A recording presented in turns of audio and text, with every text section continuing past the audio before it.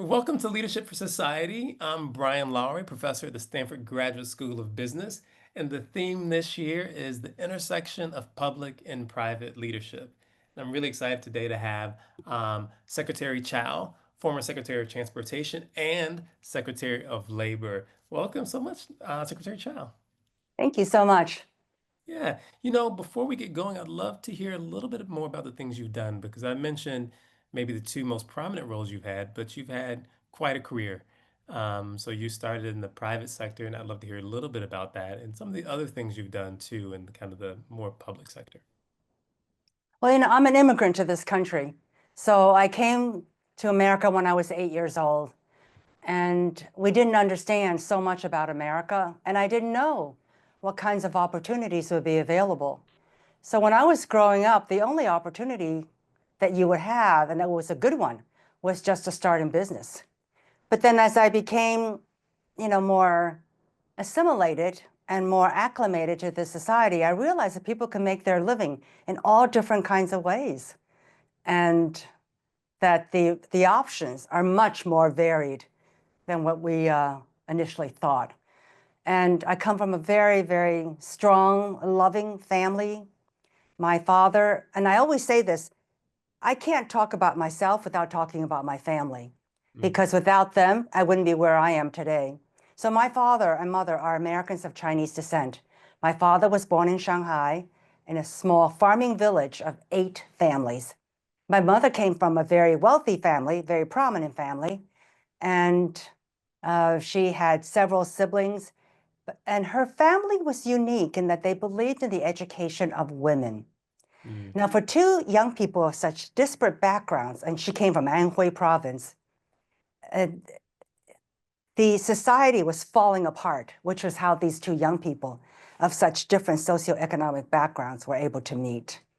mm, And then they made their separate ways to Taiwan when the mainland uh, when the mainland changed, governments. And my father became one of the youngest sea captains at the age of 29. mm, And because he had achieved so much, he wanted to try something different because life at sea was difficult. He was away 8 to 10 months out of the year. It was difficult for the family. mm, And so he and my mother made the momentous decision that they were going to try to go to America. My father went first. He took a national examination because martial law at that time still existed in Taiwan.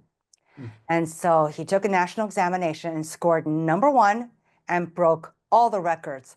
And he was allowed to leave, and he came to America. And it took him about 3 years before mm, he was able to bring us to America. And my mother was 7 months pregnant when he left. mm, So it was, just an incredible story. mhm. And I think what it shows is that um, America is still the land of opportunity for so many people. And for young people, when young kids, despite the challenges and the difficulties of the time, we were financially um, not very facile, shall I say. We were really, really very under very modest circumstances. We lived in a 1-bedroom apartment. My father had 3 jobs. He earned $300 a month. Mhm, And from that, my mother was able to save $50. mhm, And, we scrimped and saved on everything. And to this day, I'm still very frugal. But I never thought of ourselves as being poor mhm, because we had hope, we had each other. And I think those are life's 2 most precious gifts. mhm. And so then I'd love to hear a little bit about that's an incredible story of how you Yeah. came here and how you got to be where you are in your family. I'd love to hear a little bit about your experience in private sector. So you went to Harvard Business School eventually and then worked in Oh the my gosh, by the time I went to Harvard Business School, I was like so far removed already from my roots. Um, I grew up, as mentioned, in a small 1-bedroom Mhm, apartment. I went to PS 117 in Jamaica, New York. And then for high school, I went to JHS, Junior High School mhm, 217. And then if you went to high school, it was like HS 317. It was really, really creative.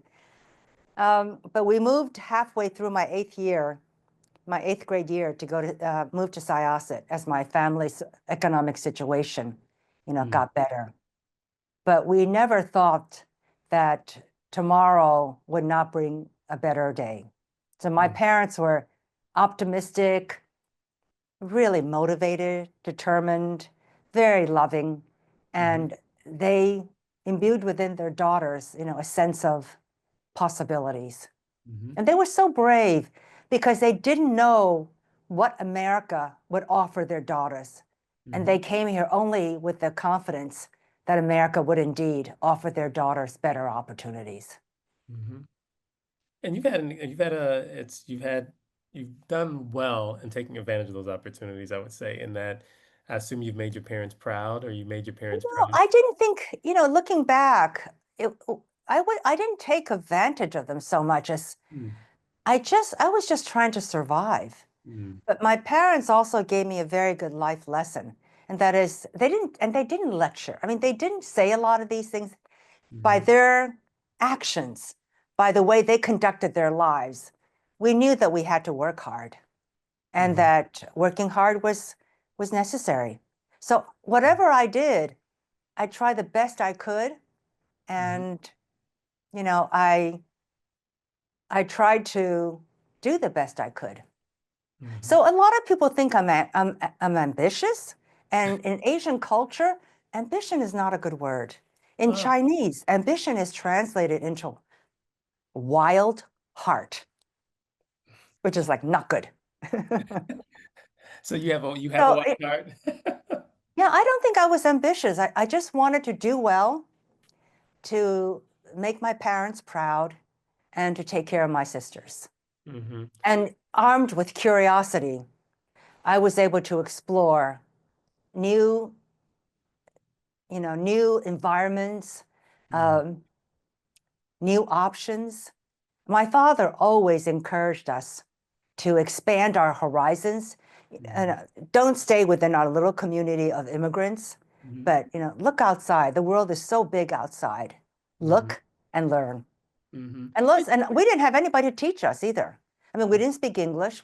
My father taught me English, Hmm. and he speaks English even today with a very heavy accent. So it's actually kind of frightening that he taught me English. um, he had 3 jobs. At night, he would come back. Hmm. We would go through the day's lessons that that I would have copied from the blackboard. And I think those, years of where I'm trying to learn English and he was trying to teach me formed a very strong bond between father and daughter. Hmm. And those kinds of emotional bonds are very powerful Hmm. in resiliency, in buoyancy, coming back, Hmm. and in looking ahead. Yeah. And so, I mean, you said that one of the things you wanted to do was take care of your family, and you seem, Yeah. I mean, you as a firstborn, I'm sure that there was a lot of expectations, and I'm sure a lot of um, gratitude for what you were doing. And you've honestly done a lot more. So you took on public roles, large public roles, where you were supporting the wider Yeah, community. I think that again, I mean, it wasn't as if I purposefully looked at these steps and Mhm, then charted a path forward. I was just curious and I was so confused. I mean, I couldn't understand so many things. And so I said to myself, I'm not going to be confused until I understand what's going on. And mhm, so that's another thing that my parents taught me. We didn't understand so much. And so they taught their daughters to learn on our own because we were too insignificant to be mentored. Nobody cared about us. Nobody paid any attention to us. And mhm, so my parents taught us that we can all learn individually. We can do it on our own. And the way to do it is to observe, to watch, and listen. mhm. And I love that the learning. You've had a lot of opportunity to learn like a massive amount about, I'm sure yourself, but also about the country and the roles you've had. So I'm curious. Um, you guided, your office through some rough patches. So you were in office during, or you were in the cabinet during 9/11. You were in the cabinet during Katrina, and these were serious kind of experiences for the country. And I wonder what you learned in those experiences and maybe how you'd Mhm. apply them to like where we are now. Like there's AI and automation that are poised to kind of reshape the labor markets, perhaps. I wonder what you've learned in your experience that might help us understand the moment we're in now.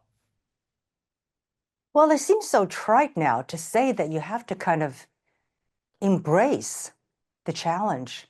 So in every single job that I've had, I never felt fully secure that I can do the job, but I wanted to try. So for example, like United Way, United Way was in really bad shape.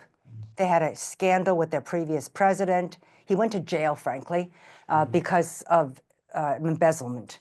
Hmm.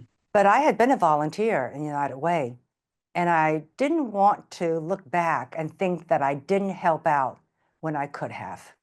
And the Hmm. same thing with Peace Corps. I was not a Peace Corps volunteer. I Hmm. didn't understand the culture very well, but I thought Peace Corps performed an important contribution to the rest of the world Hmm. because of the people-to-people diplomacy. Hmm. And I wanted to understand and see, especially with my own international background, how I can help in that endeavor. Hmm. So each time I was motivated by the overall mission and the goal of the organization. Hmm. And leadership is something that gets honed with time. And so I encourage people, if you seek out leadership opportunities, you get better and better at it. So Hmm. it's good to start practicing early. And then if you make lots of mistakes, it's okay. You were young, you can come back. It's another thing time gets short.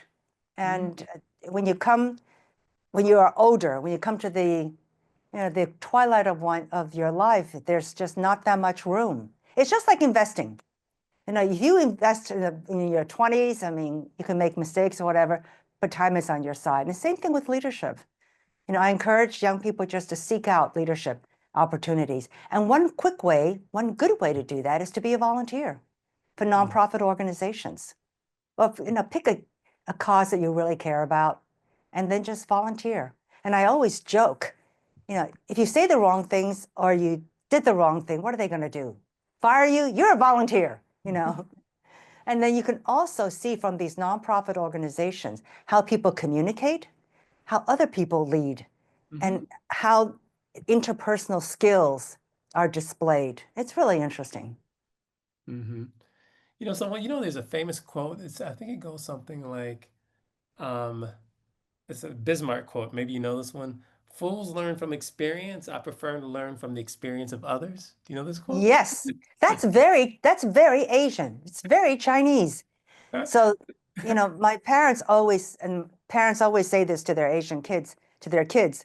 They always say, we learned, we've gotten these experiences. So we want to pass this on to our children and so that you can avoid our mistakes or something like that. But in Mhm. America, there's also an expression, isn't there, that says, I've got to do it on my own. I've got to learn on my own.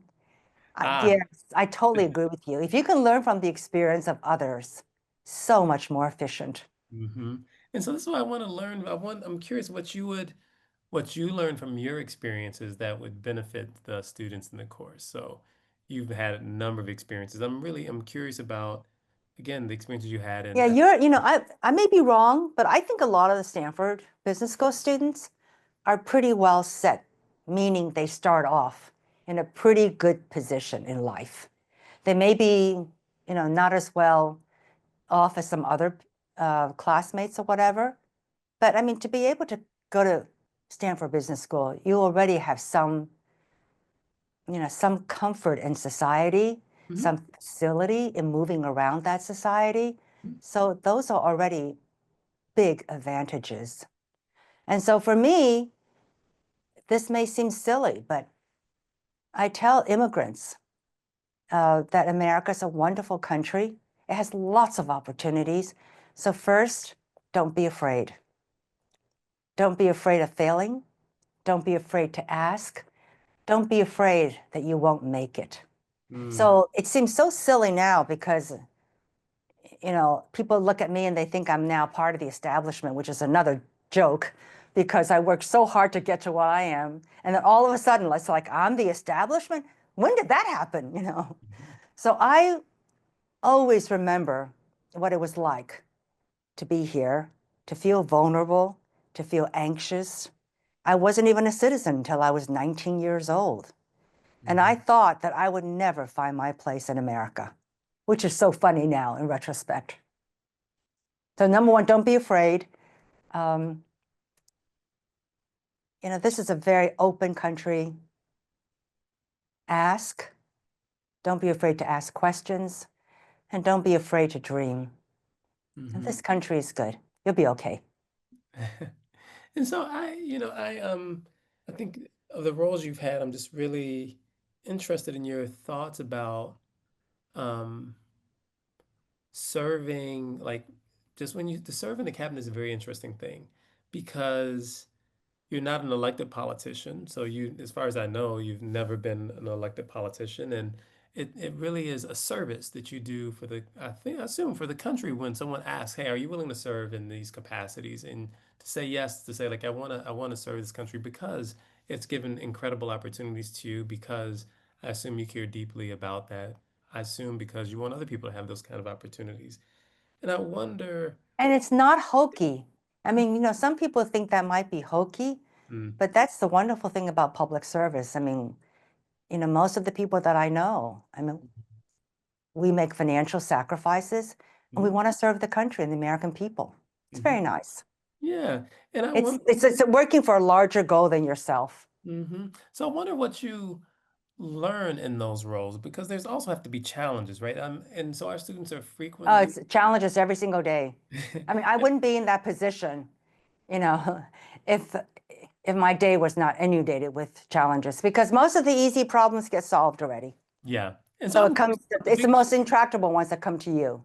right. So I'm curious, what was the biggest challenge you faced?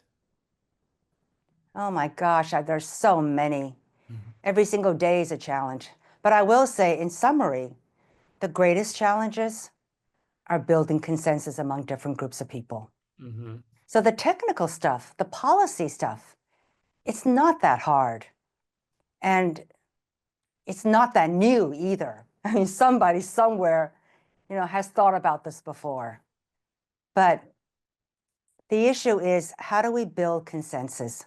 And do you go with 51% consensus, mm, which in our electoral system is sufficient to determine the winner? yeah. But on the other hand, in some other organizations, to have real buy-in and to have real state, ownership stake by the stakeholders, we need more than 51%. So it's harder, maybe 70%, maybe 80%. So a lot of my job is, for lack of a better word, it really is servant leadership. And that is how we are now talking about leadership, Mhm, that my job is to serve those that I lead, mhm, to give them clarity, to demonstrate, what the goals are and why. In some organizations, you have to start from ground zero, like United Way. We had to build a consensus on what the shared vision is. So it mhm, was very much grassroots. But in a government, the secretary would have a greater ability to kind of set the vision. And then, but you still have to, win the hearts and the minds of people who follow. mhm, That's the thing about leadership. It's hard. And mhm. people don't follow just because you tell them to. Yeah, You have I to persuade them, you have to win them over, and you have to consistently be worthy of their trust. mhm. You know So, what? for example, I never ask for loyalty in the beginning. I Mm, just want people to be competent. And when I come in as a political appointee, I recruit about 150, 160 political appointees. I don't mm, ask for loyalty. I mm, figure that if I am worthy, the loyalty will come. mm, My job, is to make sure that the American people is served well with competent people and that I build the kind of team that will galvanize and, move the organization forward. That's yeah, tough. yeah. So you So know, I, like, And Loyalty is an sorry, go interesting ahead. question. I was going to say loyalty. That's interesting that you don't ask for loyalty when people immediately come in because, You um, can't ask for it. hmm, People have to give it to you. It's not something forced, and you hmm. have to earn it, as well as respect every day. And what do you think it takes to earn loyalty? I think people people can feel what you're really like. So we use a term these days, it's very common, it's authentic. And people can tell if you're faking it. And so your authenticity, your caring and concern for your team, it has to come from the heart. You can't fake it. Maybe you can for a little while, but most of the time, people can feel it. They can feel whether you really care and how much you're willing to sacrifice Hmm. for them. Yeah. Yeah. I also, that term sacrifice is really interesting too. How do you decide how much you're willing to sacrifice? For how have you made those decisions? This seems like a hard decision to make. Indeed, it's very hard, and it depends on the situation. Um, and there'll be differences of opinion. And frankly, we are not asked to make that many hard choices and hard sacrifices. I mean, we think we are, but I mean, when I think about Sophie's choice, we're not in those kinds of choices. We're Hmm. very lucky in many, many ways. Hmm. And so to earn loyalty, you have to walk the talk and you have to demonstrate that you are true to the mission, Hmm. that you are authentic, and that you're real, and Hmm. that you're vulnerable. When I was Peace Corps director, I learned a lot about leadership, which surprised me because I thought, this is all a bunch of volunteers. But one of them, one volunteer told me, it's a lesson I've never forgotten. And she says, we need to see your vulnerability. Hmm. We need to feel that you're a real person, and then Hmm. we'll follow. And Hmm. that was her point of view. I thought it was really interesting. Hmm. Yeah, I did a little bit of research on your career, which again is like, really astounding the things you've done and how many kind of service roles you've taken, and the things that But I you didn't start out that way. no, I no, just, you yeah, know, I completely understand. But I'm also curious where, I think that it's interesting to think about where people started and also where they ended up because you learn a lot about the person both from both of those things, right? It's the journey. And I think your journey has been really interesting. And one of the things that I found most, I don't know, mm, I was struck by, um, I was struck by the fact that you like resigned from a post. That was striking to me. And I was, yes, that was shocking to me too, in this sense.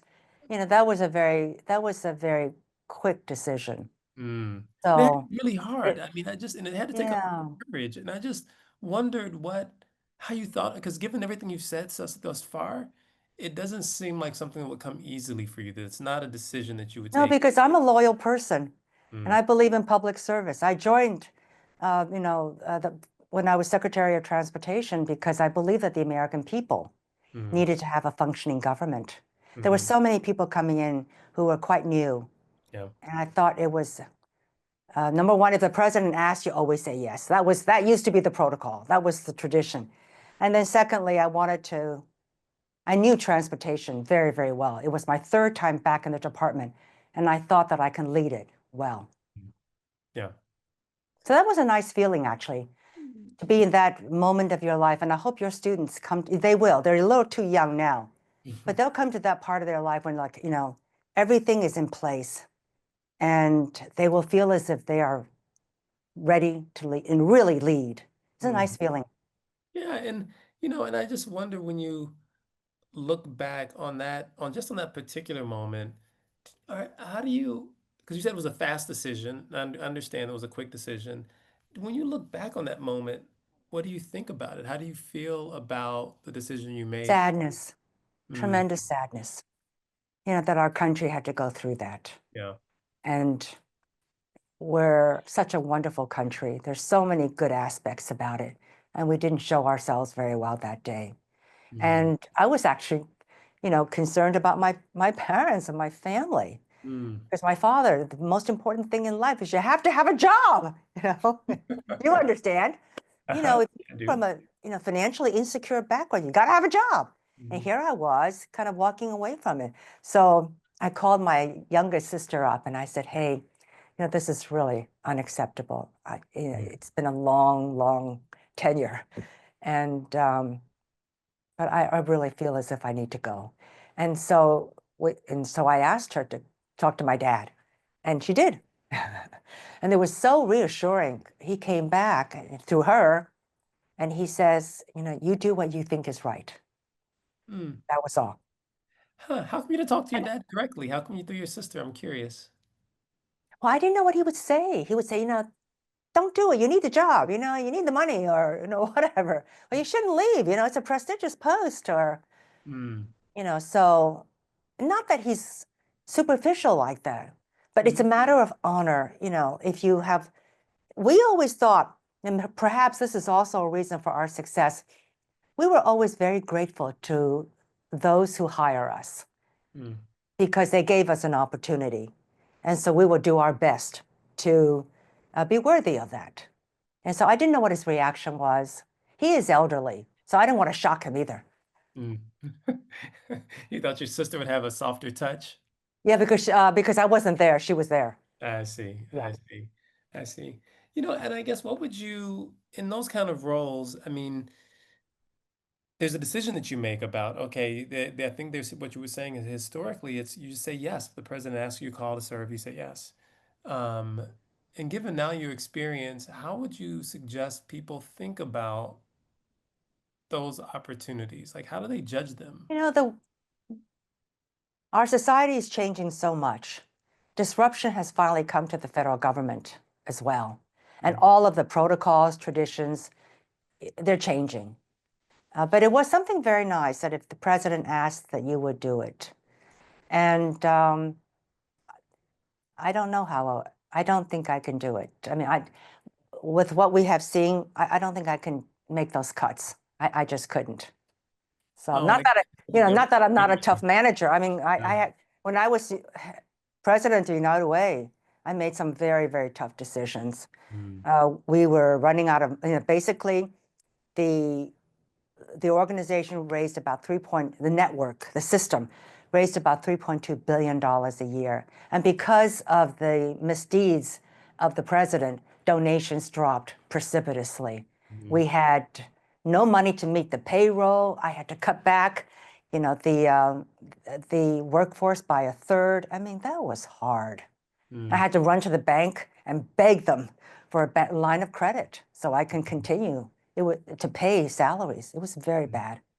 But Can I what, ask a question about the huh? cuts? Let Sure. me ask you a quick question about the cuts. I think that part of what's happening with the government, the disruption, is thinking that it's not efficient, which, I think you can make a reasonable argument that government is not efficient. Whether it should be or not is a different question, Oh, but I think that's an excellent point. Actually agree with you. I Mhm. tell people the role of government is not to be efficient. The Mm. role of, the role of government is justice. Mm. If you have, you know, a claim, if you have something that you felt was unfair, you have every right to appeal to the process that may give you the chance at justice. But Mm. what that means is the wheels of justice turn slowly, because just think, if you were an organization, you were just gonna implement something, and then this person comes in and challenges it and adds a 3-year or 2-year process period through this litigation or arbitration. That slows things down. But Yeah. again, the government's role is justice. Mm. But there's got to be a balance, right? Because there's so much red tape and nothing can get done, right? So, and this is where I think it's really what's happening now is interesting because there's a push to streamline. And I think you're saying like that's not how we should think about I government. think directionally, a lot of Americans, most Americans, would not quibble with the fact that there is waste and abuse in the federal government and Mm. things can be done better. Hmm. But the question is, who makes the cuts? Mm. And do you use a scalpel or do you use a machete? Uh, Hmm. I would prefer a scalpel. I And a see. scalpel is more difficult because it means that you have to know what you're cutting. It's Hmm. not just a blanket across the board, kind of 30% cut or whatever. So it actually requires people who understand the programs, and that's just much more difficult. Yeah, let me ask one more question about not cuts, but you were, as Secretary of Labor, you saw so much about how the country was organized and how it works. And going back, you see all these shifts coming now. What role does the government have in making a just change? If the labor market is going to shift, does government have a role there, and what role should it play, do you Well, think? the government has a very big role in regulating safety, Mm, and health at the workplace, every single workplace mm-hmm, in America. And the way to get it, how do we achieve that? There are differences from different quarters of the political spectrum.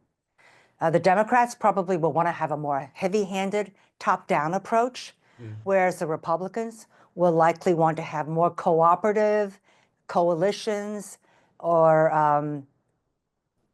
collaborations with the worker, the employer, the unions, and the management. So mm, it's a matter of degree. And mm, that's all we're really talking about. I think we all want safety at the workplace, but how mm, do we do that without hampering, without dampening job creation, economic vitality? That's the same, that's the question. And the same thing also happens in transportation. mm, I'm a I was very much in favor of I had three goals. One is safety is number one. Number mm, two, we've got to invest in infrastructure. And I did. I invested about $330 billion. And then the third one is I wanted to lay the foundation for building the transportation system of the future. And mm, that is by engaging with emerging new technologies to ensure that public concerns about safety, security, and privacy were legitimately addressed without hampering innovation. mm, I can address those issues, safety, privacy, security, really easily by just shutting down everything. mm, But that's ridiculous. mhm, As Americans, one of our great traditions and exports is our innovative character, our innovation, our creativity. mhm, That's something very tangible that characterizes the American experience. mhm.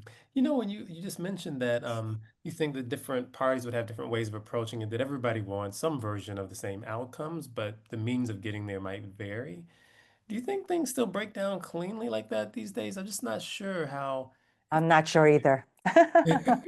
And I don't know what to make of that. Like, what do you make of where we are in terms of the parties' way of approaching different I parties? think both parties are much, much more too aligned to either side. Mm, And because of the primary system, you have members on the right and the left who are really hugging the right and the left. mm, And the people in the middle just can't seem to get any traction. mm, And yet, if we want to get anything done, we need to have, we need to talk with one another at least. We need to communicate. We need to have shared values. What do you want? What do I want? How do we get together? You'll give mm. up some of yours, I'll give up some of mine, and we'll go down this way. It's increasingly hard. Yeah.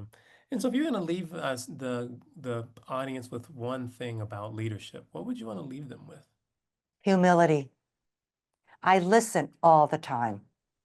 And I think people sometimes think that um, that it's a weakness.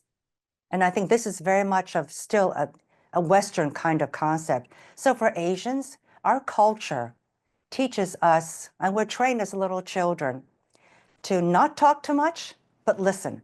So we're like 90% input, 10% output.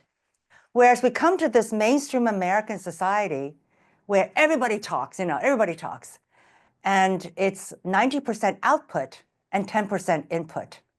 So as a joke, I say to some of these, Asian exchange students who come to this country and they can't seem to find their way. And they said, oh, I said something wrong today. Oh, I did something wrong. And I say to them, don't worry, nobody noticed. They probably weren't focused on you, they were focused on themselves. So don't worry. So this is it's a very free society, it's very open. It's got great tolerance for diversity of behaviors. I mean, what city in the world would call themselves weird, like Austin, and wear it proudly? So I think given the complexity of our country, the complexity of our world, it's more incumbent than ever for leaders to listen and to have humility. I used to think when I was growing up that being a strong leader meant that you had to dictate everything. And I thought I couldn't be a strong leader because I don't know anything. How can I be a strong leader? But I found through the example of Mary Kay, and it was through a Harvard Business School professor who said, he invited Mary Kay, this, and it might be a little too dated for your students. She was a very, very big makeup empire entrepreneur, and she sold makeup through a sales force of women at home. And so she was invited to Harvard Business School, and she brought her team. And she made some opening remarks. She sat down, the questions began, and the professor asked her, what about this? And then she smiled and nodded, and then she sat down and said, Bill, can you answer that, please?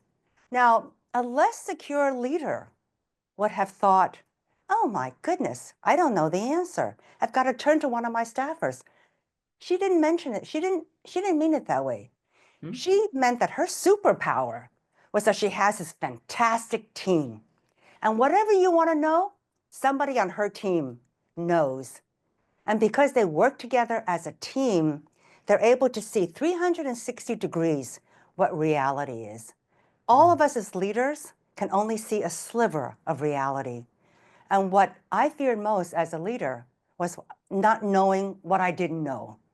And so building a team, empowering others to be able to help and carry out the mission of the organization, that was really important. And together, with different points of view, we have a more realistic view about reality, and thus how to react, how to plan, and how to move forward.